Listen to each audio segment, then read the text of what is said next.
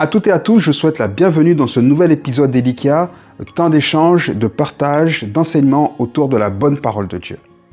Dans le Notre Père, ce modèle de prière qu'il nous a laissé, notre Seigneur Jésus nous enseigne, entre autres, à dire à Dieu « Pardonne-nous nos offenses comme nous pardonnons aussi à ceux qui nous ont offensés ». On trouve cette phrase dans l'Évangile selon saint Matthieu. De toutes les phrases de cette prière, c'est la seule que Jésus commande quand il dit plus loin « Si vous pardonnez aux hommes leurs offenses, votre Père Céleste vous pardonnera aussi.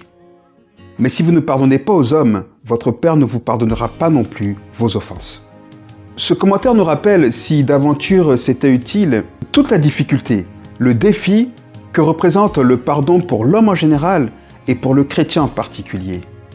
Et cela, même le Seigneur en est conscient.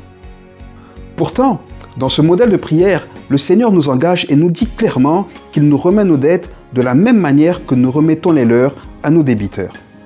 En relisant cette phrase, je me demande, et j'aimerais te poser la question à toi aussi qui m'écoutes, je me demande si c'est quelque chose dont on est conscient. Est-ce que le fait que Dieu nous pardonne nos fautes de la même manière que nous pardonnons à ceux qui nous ont offensés est quelque chose qui nous accompagne au quotidien? Est-ce que c'est une chose à laquelle on pense dans nos relations au quotidien? Je peux m'imaginer que la plupart d'entre nous demandent régulièrement à Dieu, voire tous les jours, pardon pour toutes les fautes que nous commettons. En tout cas, je l'espère, parce que c'est exactement ce qu'il faut faire. Seulement, nous devons garder à l'esprit que celui qui demande pardon à Dieu pour ses fautes doit également pardonner à ceux qui l'ont offensé, blessé, pour que Dieu lui pardonne. Ce pardon est indispensable. Il est indispensable pour notre bien-être spirituel, moral, physique, mais aussi et surtout pour notre relation avec Dieu. Quelqu'un a dit que si nous cessons de pardonner à notre prochain, Dieu cessera aussi de nous pardonner. Et j'ai bien peur que cette personne ait raison. Simplement parce que la conscience que nos fautes sont pardonnées ne peut qu'entraîner un esprit de pardon en retour. Et c'est justement la raison pour laquelle Jésus dit « Pardonne-nous nos offenses comme nous pardonnons aussi à ceux qui nous ont offensés. » Dans cette prière et dans cette phrase, Jésus affirme que, pénétrés par la conscience que nos péchés sont pardonnés, nous ne pouvons que pardonner en retour à ceux qui nous ont offensés. Et c'est justement ce pardon accordé à toutes ces personnes qui nous ont blessés, qui nous ont offensés, qui nous ont fait du tort, qui justifie notre requête auprès de Dieu pour qu'il nous pardonne également nos offenses envers lui. Puisque nous sommes nés de l'Esprit et que nous marchons par ce même Esprit qui est en Christ Jésus, nous faisons comme lui. Et ainsi, nous demeurons dans son amour, dans cette merveilleuse communion avec lui, mais également dans le pardon.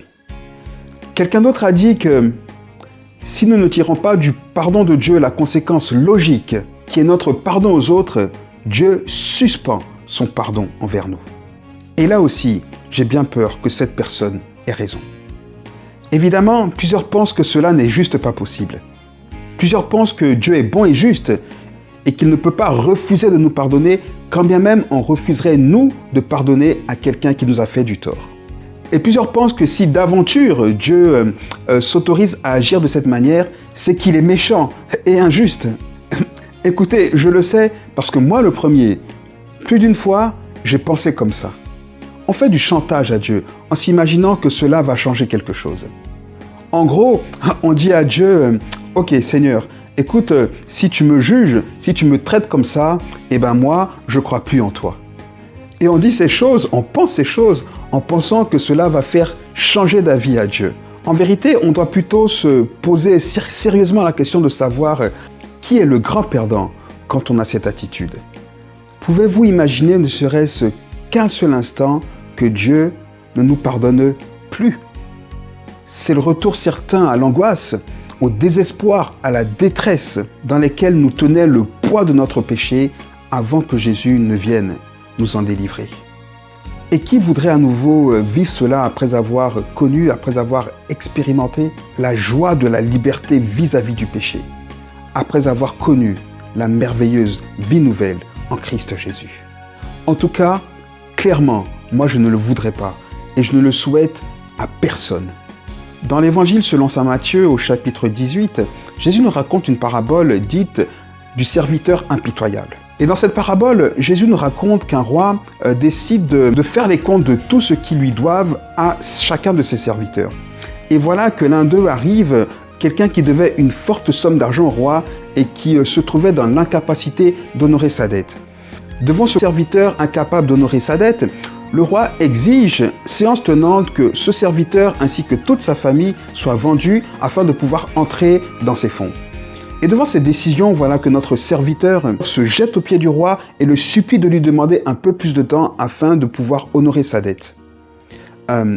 Devant cette attitude, le roi, la Bible nous dit, est ému de compassion et décide non pas d'accorder plus de temps à ce serviteur, mais de simplement lui remettre sa dette. Waouh! Et voilà que notre ami, juste intrigué, perturbé et surpris par cette décision, en sortant de ce rendez-vous complètement improbable, se retrouve libre de sa dette avec toute sa famille. Sur le chemin pour rentrer chez lui, discutant de ce qui venait de se passer avec sa famille, il rencontre à son tour un de ses camarades qui lui devait un peu d'argent. Il l'interpelle et lui demande naturellement de lui rembourser cet argent. Mais voilà que ce camarade se trouve aussi dans l'incapacité d'honorer sa dette. Et de la même manière, il se jette aux pieds de son collègue et l'implore de repousser son échéance en lui demandant plus de temps afin à son tour de pouvoir honorer sa dette. Mais face à cette attitude, voilà que notre ami, gracié quelques instants plus tôt, à son tour refuse d'accorder la grâce à son copain et se jette sur lui, l'étrangle, le traîne devant les autorités compétentes et exige qu'il soit mis en prison, séance tenante, jusqu'à ce que sa dette soit remboursée. Jésus continue son histoire et nous explique plusieurs personnes qui avaient assisté à la scène et qui savaient que le roi venait de faire grâce à ce serviteur complètement renversé, courent vers le roi pour lui expliquer ce qui venait de se passer. Et alors, interloqué, renversé, le roi ordonne que ce serviteur revienne vers lui et lui dit « Écoute, qu'est-ce qui t'a pris ? Voilà que toi tu me devais une grosse somme d'argent que tu étais incapable de me rembourser. Voilà que moi je t'ai fait grâce et que je t'ai accordé mon pardon. Je t'ai pas simplement donné plus de temps pour me rembourser cette dette. Je t'ai simplement effacé tout ce que tu me devais. Et voilà qu'à ton tour, toi tu te trouves incapable de pardonner à ton copain qui te doit de l'argent. Tout comme l'a fait ce roi, Dieu nous a pardonné nos fautes. Dieu nous pardonne nos fautes alors que nous ne le méritons pas. Et quand il voit notre attitude, notre dureté, notre refus de grâce, de pardon en retour envers les personnes qui nous demandent pardon alors que nous-mêmes en avons bénéficié, il ne peut qu'en être blessé. Et le résultat, c'est que d'une relation de cœur, d'une relation de compassion, de cœur à cœur avec notre Père, on passe simplement à une rupture de relation. Pardonner aux autres leurs offenses nous garantit le pardon de Dieu. Mais pas que. Il nous maintient dans cette merveilleuse relation de cœur à cœur avec notre Père. Vous savez, dans cet environnement de paix, cette atmosphère paisible que nous recherchons tous les jours. Alors, si tu es chrétien et que parfois, voire souvent, tu as l'impression que Dieu s'est éloigné de toi. Si tu es chrétien et que parfois ou souvent, tu as l'impression que tes passions passées, tu sais, ces passions que ta vie en Christ Jésus t'a aidé à dominer, reviennent, ressurgissent, t'assaillent à nouveau. Ou encore, si tu es chrétien et que parfois ou souvent, tu perds cette paix, cette sérénité que te procure cette dépendance, cette relation avec Jésus-Christ. Eh bien, peut-être que tu dois pardonner quelque chose à quelqu'un, comme Dieu t'a pardonné.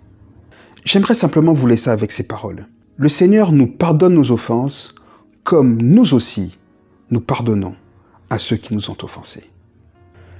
Je prie de tout mon cœur que le Seigneur nous aide, vous aide à vivre dans son pardon et à pardonner même ce que l'homme qualifie d'impardonnable, afin que vous puissiez expérimenter la vraie liberté, la joie et la paix qui s'attachent à cette relation avec Christ Jésus. Que Dieu vous bénisse et je vous dis à très bientôt. À tous ceux qui ne l'ont pas encore fait, si vous avez été bénis par cette courte vidéo, je vous invite à ne pas hésiter à nous rejoindre sur notre page Facebook et sur notre chaîne YouTube.